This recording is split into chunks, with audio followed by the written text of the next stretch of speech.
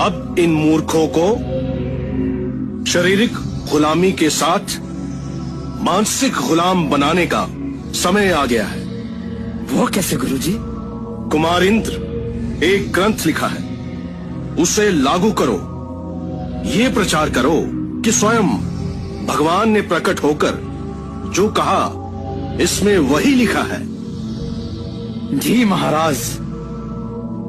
भगवान ने अपने मुख से ब्राह्मण, भुजा से क्षत्रिय और जांग से वैश्य तथा पैर से शूद्रों को उत्पन्न किया है।